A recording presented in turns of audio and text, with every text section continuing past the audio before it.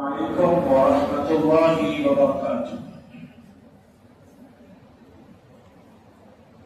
الحمد لله رب العالمين وبه نستعين وصلى الله على رسوله الكريم نبينا محمد وعلى آله وأزواجه وأصحابه وسلم تسليما كثيرا.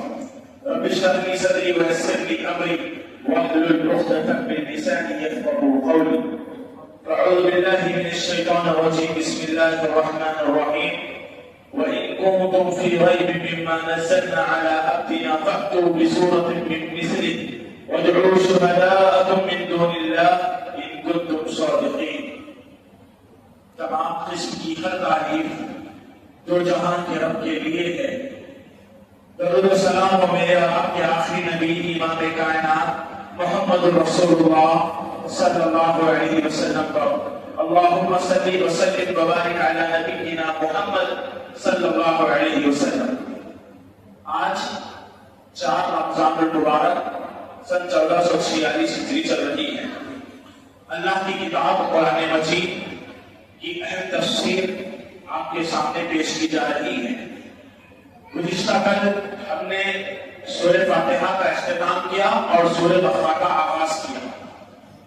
2 سوال آپ کی پیش خدمت. کل سورۃ الفاتحہ مکمل ہوئی. سورۃ الفاتحہ میں بندہ اللہ کی تعریف کرنے کے بعد ایک بہت بڑی چیز کا سوال اللہ سے کرتا ہے. وہ چیز کیا ہے؟ جی صراط مستقیم. اهدنا الصراط المستقیم. جی اور ایک سوال. یہود اللہ تعالیٰ نے یہودیوں پر اپنا غضب نازل کیا. وجہ کیا ہے؟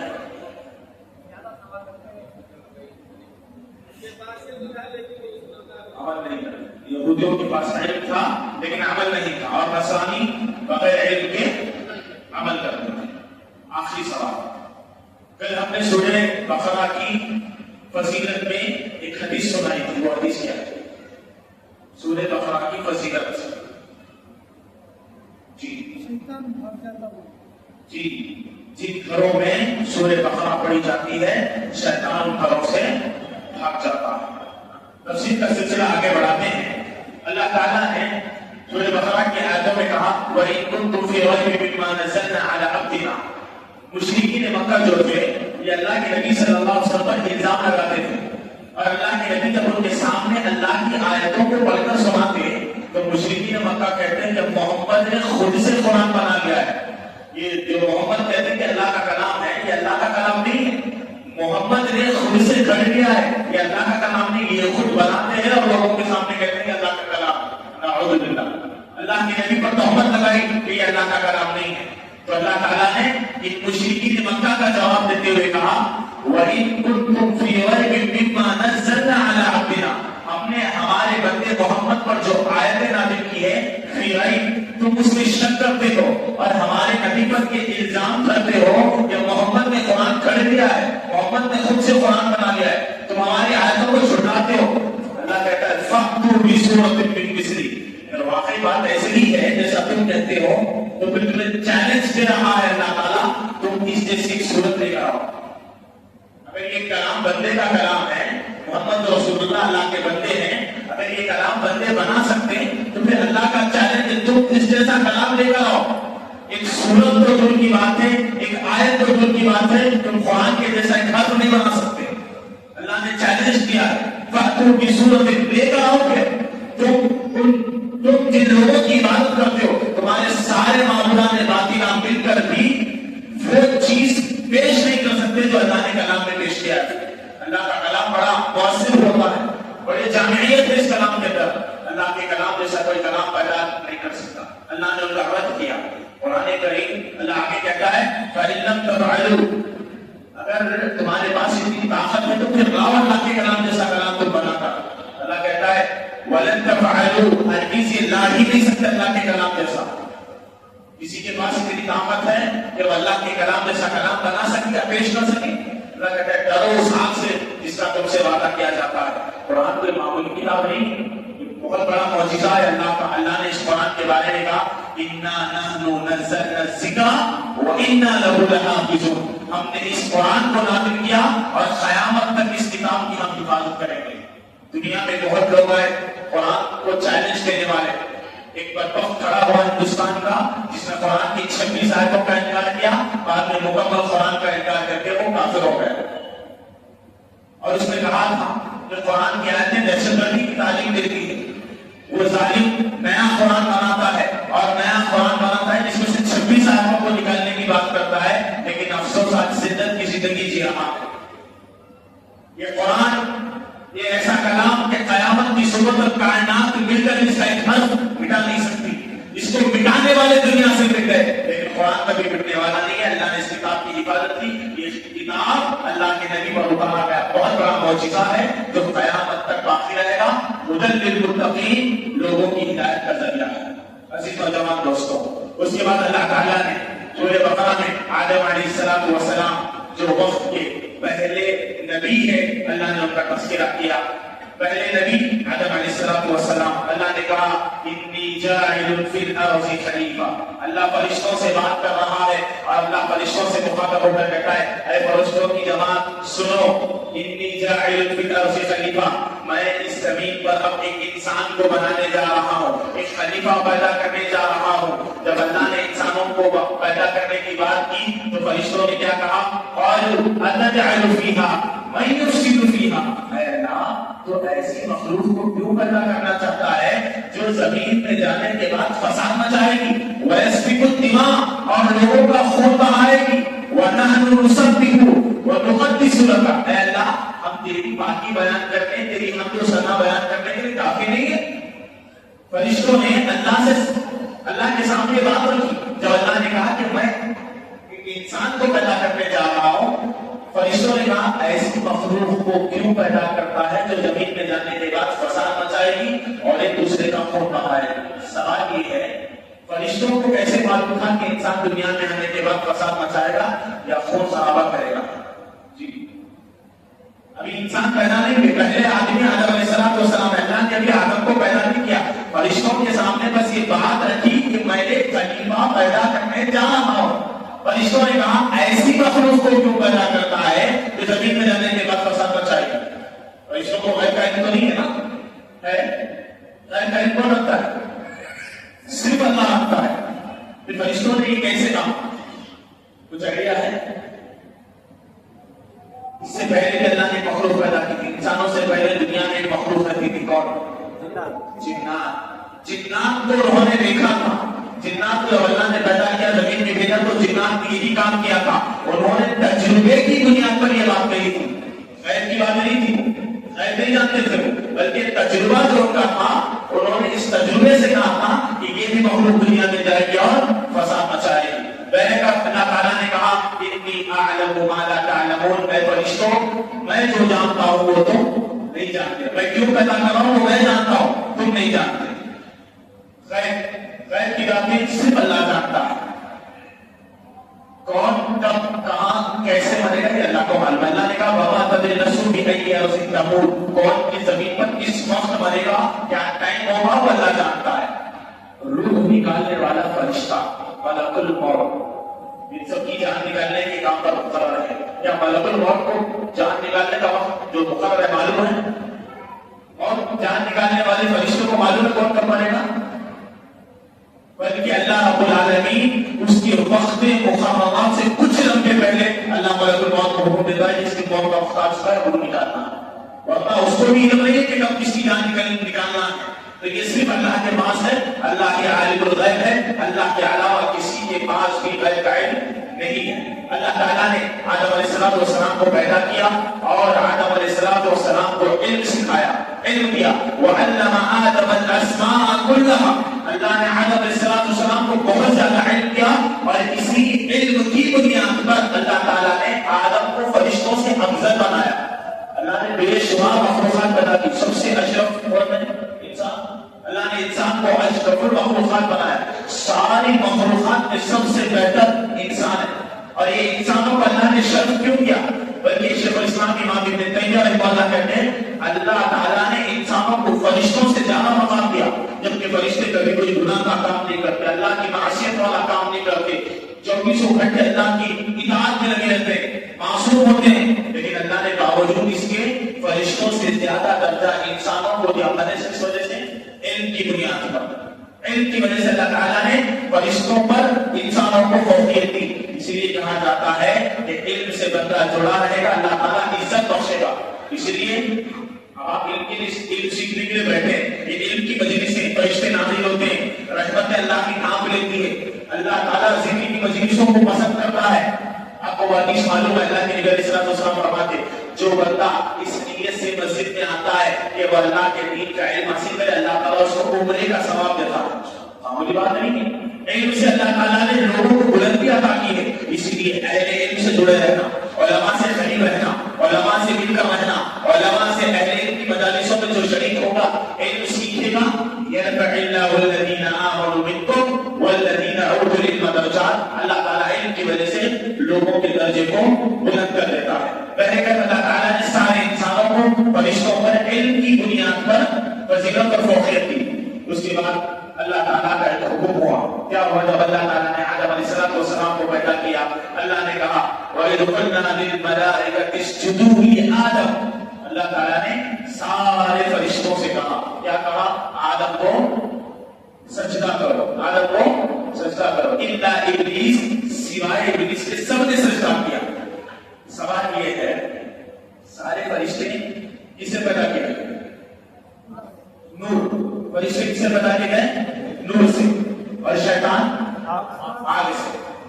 اللہ نے کہا وَإِذْ قُلْنَا لِلْمَلَائِكَةِ, اپنے فرشتوں سے کہا کہ سجدہ کرو آدم کو. ابلیس نے سجدہ نہیں کیا. ابا واستكبر وكان من الكافرين, اس نے تکبر کیا اور وہ کافروں میں سے ہو گیا. سوال یہ ہے کہ جب حکم نورانی مخلوق کو دیا گیا تھا تو شیطان کی سجدہ کرنے نہ کرنے سے کیا فرق پڑتا؟ اللہ نے کیوں اس کو دھوکا دیا؟ جبکہ اس حکم تو اس کا نہیں تھا. حکم کس کو تھا؟ فرشتوں کو تھا. اگر نورانی مخلوق کو حکم دیا جا رہا ہے, ساری نورانی مخلوق نے سجدہ کیا, شیطان نے سجدہ نہیں کیا, تو اس میں غلطی کیا تھی؟ اللہ نے تو اس کو حکم نہیں دیا. کیا جواب دیں گے؟ شیطان آگ سے پیدا ہے. اللہ نے کہا وَإِذْ قُلْنَا لِلْمَلَائِكَةِ, ہم نے نورانی مخلوق فرشتوں کو حکم دیا. جواب یہ ہے کہ اللہ تعالیٰ اس واقعے سے پہلے, اس ماجرے سے پہلے شیطان اللہ کا بڑا فرمانبردار تھا, نیک تھا, صالح تھا. فرشتوں کے ساتھ اللہ نے اس کو رکھا تھا, اللہ نے اس کو عزت بخشی تھی.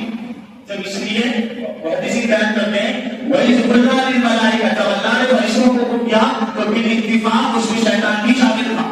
جو اس وقت شیطان نہیں تھا وہ بعد میں شیطان ہوا. پہلے وہ فرشتوں میں سے تھا, یعنی فرشتوں کی صفوں میں رہ کے اچھے اخلاق والا تھا, اسی لیے اللہ نے اس کو بھی حکم دیا تھا. لیکن جب اس نے انکار کر دیا تو اللہ تعالیٰ نے اس کو کافروں میں شمار کر دیا اور اس کو مردود کہا کہ تو نے اللہ کے نافرمانی کی, جا تو مردود ہو چکا. سوال یہ ہے, کائنات کا سب سے بڑا گناہ ہے شرک, جس کو اللہ رائی کے دانے کے برابر بھی پسند نہیں کرتا. شرک, اللہ کے علاوہ کسی کو سجدہ کرنا, یہ بہت بدترین جرم ہے. کائنات کا سب سے خبیث, گندا, برا جرم ہے. اللہ نے فرشتوں کو کہا کہ آدم کو سجدہ کرو. آدم کو سجدہ کس کا؟ اللہ کا. لیکن اللہ نے فرشتوں کو آدم کے سامنے جھکایا. یہ کون سا سجدہ تھا؟ یہ تعظیمی سجدہ تھا. ایک ہوتا ہے سجدہ عبادت کی خاطر, بندہ عبادت کی خاطر جھک جاتا ہے تو عبادت کی خاطر جھکنا صرف اللہ کے لیے. لیکن آدم کے سامنے جھکایا گیا ہے وہ سجدہ تعظیمی تھا, تعظیم کے طور پر کسی کے سامنے جھک جانا. اور یہ کب جائز تھا؟ سابقہ شریعتوں میں جائز تھا. اللہ کے نبی صلی اللہ علیہ وسلم کے آنے سے پہلے جتنے انبیاء گزرے ان کی شریعتوں میں تعظیمی سجدہ جائز تھا. لیکن اللہ کے نبی کو جو نبوت دی گئی, جو آپ کو قرآن دیا گیا, اب اس نبوت کے بعد اللہ نے یہ حرام کر دیا کہ اب کوئی کسی کو تعظیمی سجدہ بھی کر نہیں سکتا, نہیں کر سکتا. تعظیمی سجدہ کب جائز تھا؟ سابقہ شریعتوں میں. جیسے یوسف علیہ السلام نے اپنے باپ سے کہا کہ جو قال یوسف لأبیہ, اے ابا جان میں خواب دیکھتا ہوں, انی رأیت احد عشر کوكبا والشمس والقمر رأیتهم لی ساجدین. یوسف علیہ السلام نے اپنے باپ سے کہا اے ابا جان میں نے ایک خواب دیکھا. انبیاء کا خواب اللہ کی طرف سے وحی ہوتی ہے, سچا پیغام ہوتا ہے. کہا ابا جان میں نے خواب دیکھا. کیا دیکھا؟ 11 ستارے, سورج اور چاند مجھے سجدہ کر رہے ہیں. یہ 11 ستارے کون ہیں؟ یوسف علیہ السلام کے 11 بھائی. جی, شمس اور قمر ان کے ماں باپ. کہا کہ یہ سارے لوگ مجھے سجدہ کر رہے ہیں. یہ تعظیمی سجدہ تھا جو کسی کی عزت پہ جھک جانا اس زمانے میں جائز تھا، لیکن اللہ کے نبی علیہ الصلوۃ والسلام کے آنے کے بعد آپ نے تعظیمی سجدے کو حرام قرار دیا. بلکہ اب عبادت صرف اللہ کی ہوگی. تعظیم کے طور پر بھی کسی کو جھکنا کسی کے سامنے یہ حرام ہے. جھکنا تو بہت دور کی بات ہے. اس شریعت میں اللہ کے نبی علیہ الصلوۃ والسلام نے فرمایا کہ اگر کوئی یہ چاہتا ہے کہ اس کے آنے کے بعد لوگ اس کی تعظیم کے لیے کھڑے ہو جائیں، جھکنا تو بہت دور کی بات ہے. کوئی یہ چاہتا ہے کہ کوئی کسی کے آنے سے تعظیماً کھڑے ہو جائے تو وہ اپنا ٹھکانہ جہنم میں بنا لے. اسی لیے جب اسکول کالجز میں لیکچرر یا ٹیچرز کلاس میں داخل ہوتے ہیں، بچے تعظیماً کھڑے ہو جاتے ہیں گڈ مارننگ کرتے ہوئے. ان کا یہ کھڑے ہونا تعظیمی طور پر حرام ہے. نہیں کھڑے ہو سکتے آپ کسی کی تعظیم کے لیے. حتیٰ کہ صحابہ کرام کو آپ نے منع فرمایا کہ میرے آنے کے بعد تو کھڑے نہ ہونا. تعظیم کسی کی جائز نہیں ہے، ادب جائز ہے. تعظیم صرف اللہ کی ہوگی، اللہ کے شاعر کی ہوگی. اب کسی کے لیے تعظیمی سجدہ یا تعظیمی چیزیں جائز نہیں ہے. اللہ کے نبی علیہ الصلوۃ والسلام نے فرمایا لو كنت عاملا احدا ان يسجد لاحد لامرت النساء ان يسجدن لازواجهن. اللہ کے نبی علیہ الصلوۃ والسلام نے فرمایا اب اللہ کے علاوہ کسی اور کے لیے سجدہ جائز نہیں ہے. اگر اللہ کے علاوہ کسی اور کے لیے سجدہ کرنا جائز ہوتا تو میں ضرور عورتوں کو حکم دیتا کہ وہ اپنے شوہروں کو سجدہ کریں، کیونکہ شوہر کا اسلام میں بڑا مقام ہے. لیکن میں نے ان کو بھی اجازت نہیں دی کیونکہ اب سجدہ اللہ کے علاوہ کسی کے لیے جائز نہیں ہے. عزیز دوستو، آدم علیہ السلام سے اللہ نے فرشتوں کو جھکایا، سجدہ کروایا انسانوں کے مقام کو بتانے کے لیے کہ اللہ نے فرشتوں سے زیادہ مقام انسانوں کو دیا.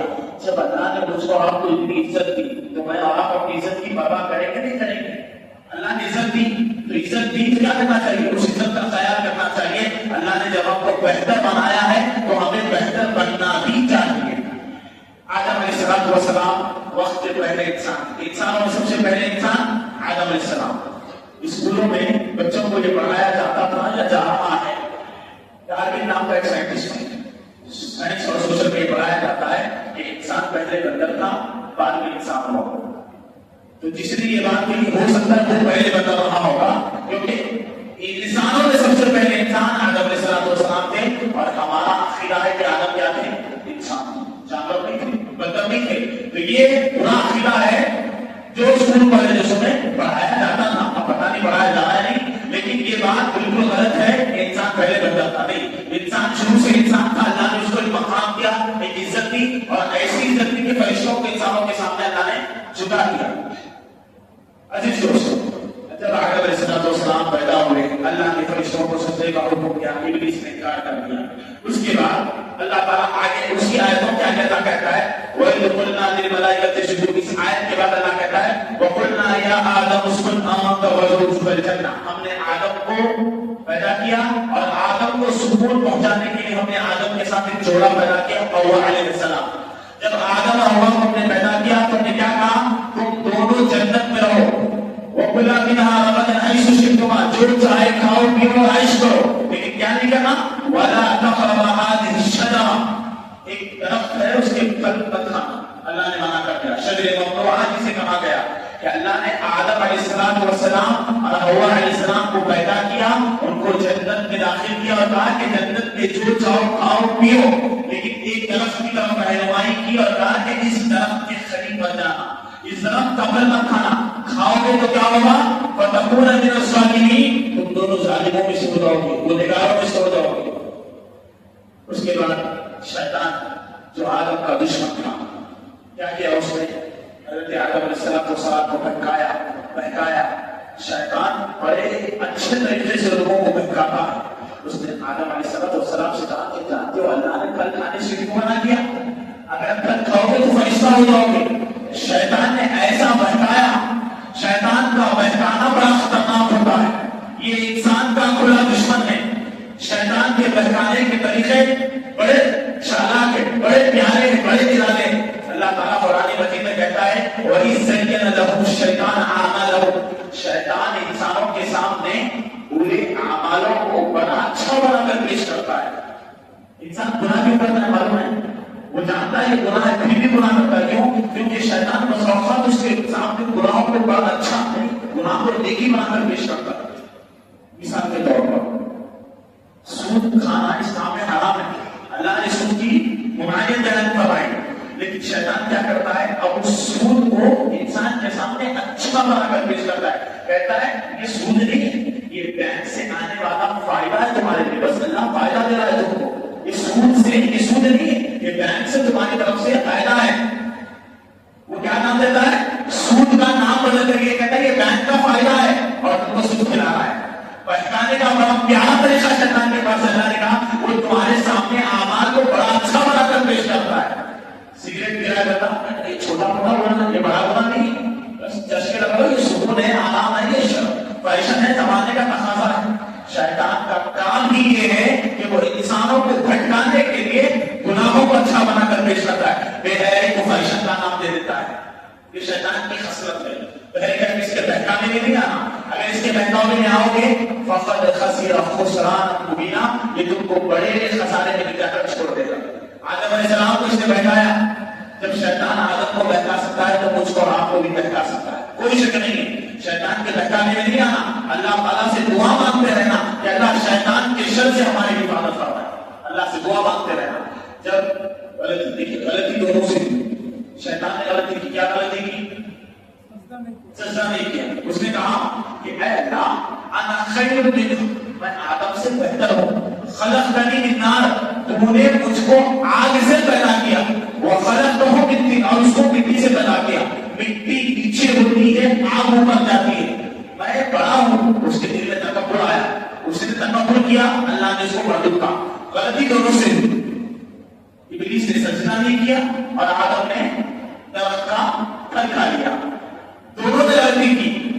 لیکن انسان وہ ہوتا ہے جو غلطی کرنے کے بعد اپنی غلطی کا احساس پیدا کر کے اللہ کی طرف لوٹ کر آتا ہے. اللہ کے نبی علیہ السلام نے فرمایا کل بنی آدم خطا، آدم کی ساری اولاد غلطی کرنے والی ہے.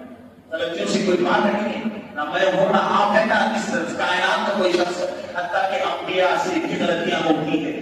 آدم کی ساری اولاد خطا کرے. وقت کے پہلے نبی سے غلطی ہوئی ہے، لیکن اللہ کے نبی آدم فرماتے ہیں وخیر الخطائین التوابون، سب سے بہترین وہ ہے جو غلطی کرنے کے بعد توبہ کرے. آدم علیہ السلام سے غلطی ہوئی، اللہ نے دنیا کے پیش کیا. آدم علیہ السلام نے دل میں اس غلطی کا احساس پیدا کیا. دونوں رونے لگے.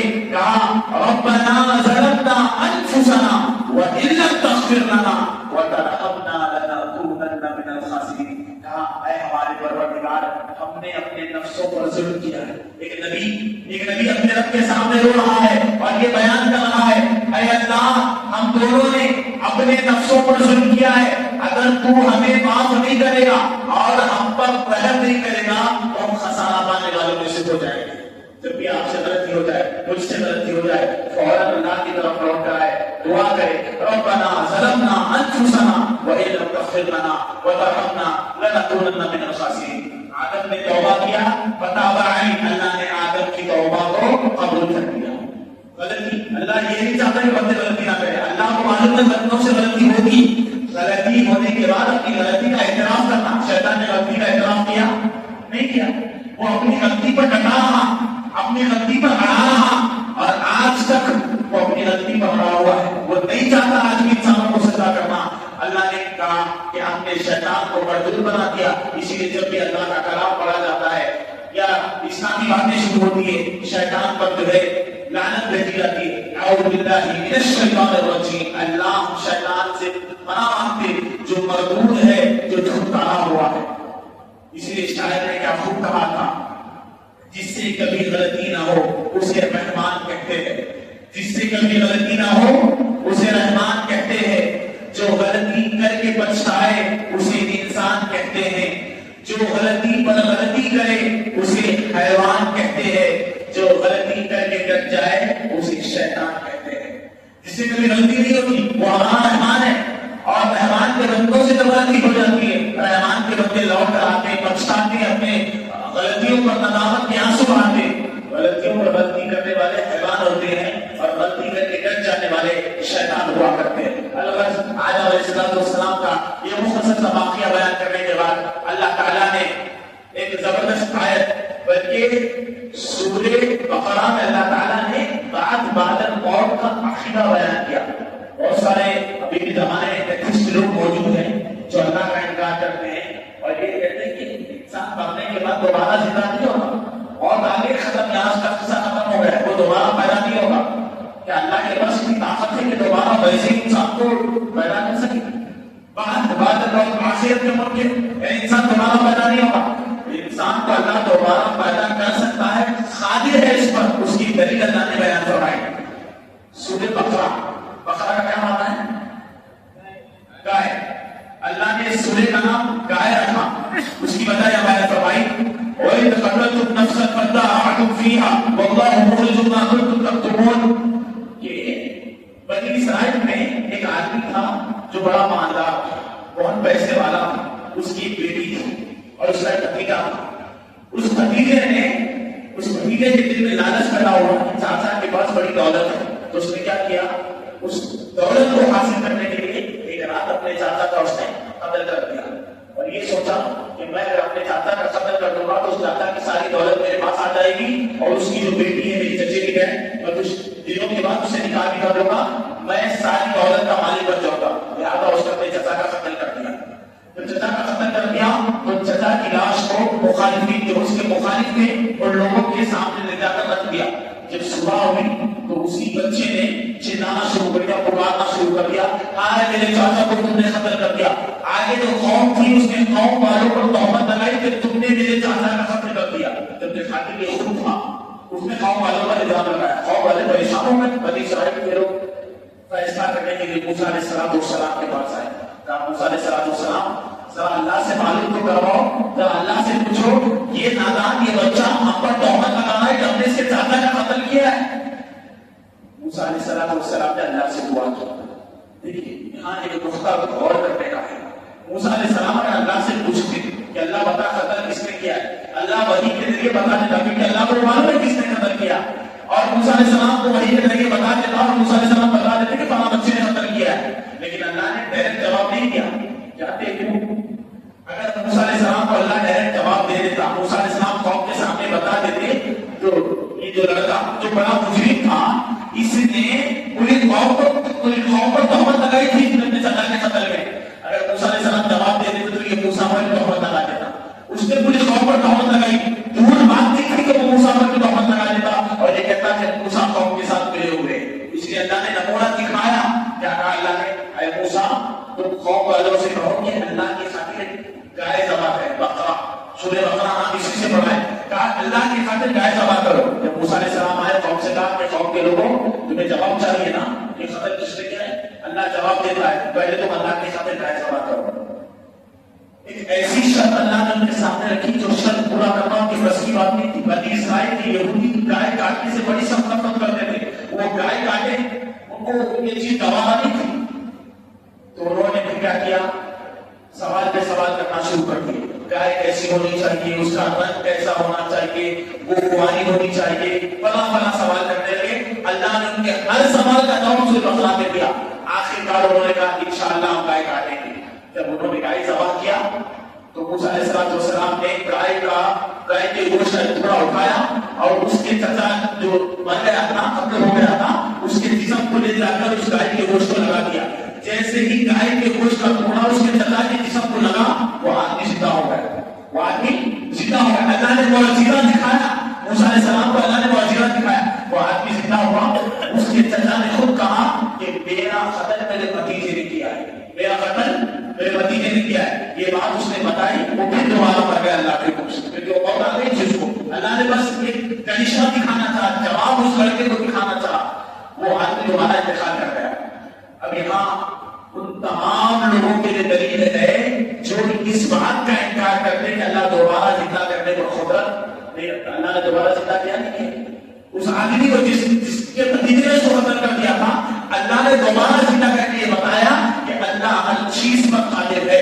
اللہ ہر چیز پر قادر ہے. تم اللہ کی قدرت کا اندازہ بھی نہیں لگا سکتے. اللہ تعالیٰ نے اس سورے کے اندر جہاں بہت سارے لوگوں کے واقعات بیان کیے, ان میں سے بڑا واقعہ اللہ تعالیٰ نے یہ بیان کیا کہ اللہ تعالیٰ بعد الموت انسانوں کو دوبارہ زندہ کرنے پر قادر ہے. حتیٰ کہ انسان اللہ تعالیٰ کتنا عظیم رب ہے. دیکھیں یہ جو انگلیوں میں فنگر پرنٹس ہوتے ہیں جس کو کوڑے کہا جاتا ہے, ہر انسان کے الگ الگ ہے. دکھنے میں سارے انسانوں کے سیم نظر آتے ہیں لیکن ہر انسان کے الگ الگ ہے. ہر انسان کے دنیا میں اس ٹائم کو بے شمار انسان ہیں, سب کی الگ الگ فنگر پرنٹس ہیں. اللہ کہتا ہے تم اللہ کے بارے میں شک کرتے ہو کہ دوبارہ اللہ تعالیٰ انسانوں کو پیدا کرنے کا قدرت رکھتا ہے. نہیں سکتا. بلکہ اللہ کہتا ہے بل نسوی بنانا, اللہ تعالیٰ تو اتنی طاقت رکھتا ہے کہ دوبارہ وہی فنگر پرنٹس اللہ لے کر آئے جو تمہارے دنیا میں تھے. سارے انسانوں کے وہی فنگر پرنٹس دوبارہ ویسے ہی اللہ لانے کو دکھاتے گئے جیسے دنیا میں تھے. یہ ہمارا رب بڑی عظمت والا, بڑی شان والا, وہ جب چاہے جسے چاہے جہاں چاہے جیسے چاہے مار دے, جیسے چاہے لوگوں کو زندگی دے. اللہ ہر چیز کر سکتا ہے. ان اللہ علی کل شیء قدیر, اللہ ہر چیز پر قادر ہے. اللہ ہر چیز پر قادر ہے. ایک ایتھیسٹ جو اللہ کا انکار کرتے ہیں, اس نے ایک عالم سے کہا کہ بھائی اللہ تعالیٰ ہر چیز پر قادر ہے. تم نے کہا کہ اللہ تعالیٰ ہر چیز پر قادر ہے, تو میں سوال کرتا ہوں دیکھیں گے تمہارا اللہ کتنا قادر ہے. اس نے کہا کہ کیا اللہ تعالیٰ اللہ کی طرح اولاد اللہ بنانے پر قادر ہے؟ ہمارا عقیدہ ہے. اللہ نے کہا ان اللہ علی کل شیء قدیر, اللہ ہر چیز پر قدرت رکھتا ہے, وہ جو چاہے وہ کر سکتا ہے. تو اللہ کا انکار کرنے والے ایتھیسٹ نے سوال کیا, میرا سوال یہ ہے کیا اللہ کی طرح اور ایک اللہ بنا سکتا ہے؟ کیا جواب دیتے ہیں؟ نہیں بنا سکتا. اگر نہیں بنا سکتا تو پھر وہ اللہ کل شیء قدیر کیسے ہوا؟ کیا جواب دیں؟ اللہ اپنی ہی طرح ایک اور اللہ بنا سکتا ہے. اگر نہیں بنا سکتا تو پھر وہ اللہ کل شیء قدیر کیسے ہوا؟ اور اگر بنا سکتا ہے تو پھر وہ انما الہکم الہ واحد کیسے ہوا؟ اللہ ایک ہے, وہی معبود ہے. تو اس نے سوال ایسے کیا تو عالم نے بڑا زبردست جواب دیا, کہا کہ یقیناً ہمارا رب علی کل شیء قدیر ہے, ہر چیز کا قدرت ہوتا ہے. وہ ایک نہیں, اس کی قدرت اتنی عظیم ہے, وہ ایک نہیں اپنی طرح ایک لاکھ اللہ بنا سکتا ہے. مگر یہ سب مخلوق ہو کے وہ ایک لاکھ خالق ہوگا. وہ سب مخلوق ہو کے بنایا کس نے کو؟ اللہ نے. تو بنا سکتا ہے, وہ قادر ہے, لیکن اس کی قدرت یہ ہے کہ بنانے کے بعد وہ اللہ کل شیء قدیر ہوگا. لیکن انما الہ واحد, عبادت کے لائق کون ہوگا؟ وہ ایک ہی ہوگا, کیونکہ یہ سارے اس کے کیا ہے؟ مخلوق بن جائیں گے. یہ جواب دیا. تو اللہ تعالیٰ یقیناً ہر چیز پر قادر ہے. اللہ کی قدرت پر سوال نہیں کیا جا سکتا. اس نے اپنی صفت بیان کر دی. تم اللہ کو جاننا چاہتے ہو, اللہ الحی کیا ہے؟ اللہ کے 99 ناموں میں سے نام اللہ کا الحی ہے. الحی کا مطلب الحی زندہ رہنے والا. الحی الحی کے معنی کی گہرائی میں آپ جائیں گے تو الحی وہ جو ہمیشہ سے, وہ جو ہمیشہ سے. کب سے کوئی سوال ہے؟ اللہ ہمیشہ سے. یہ اس کی قدرت ہے کہ وہ ہمیشہ سے ہے. انسان نے تھک کے مر جائے گی مگر سوچ نہیں سکتی کہ تمہارا رب کب سے. وہ ہمیشہ سے ہے, ہمیشہ کی کوئی انتہا نہیں. انسان میں یہاں آیا ہوں, اس مسجد میں کب آیا ہوں؟ صبح 10 بجے آیا ہوں یا 2 دن پہلے آیا ہوں. ایک انسان کیا تو اپنے آنے کے وقت کو 2 چیزوں سے ناپتا ہے, یا تو وقت سے یا تو تاریخ سے. اللہ کا اس سے نہ اس کا کوئی وقت ہے نہ اس کی کوئی تاریخ ہے, وہ ہمیشہ سے. یہ ہمارے رب کی قدرت ہے, وہ ہمیشہ سے الحی القیوم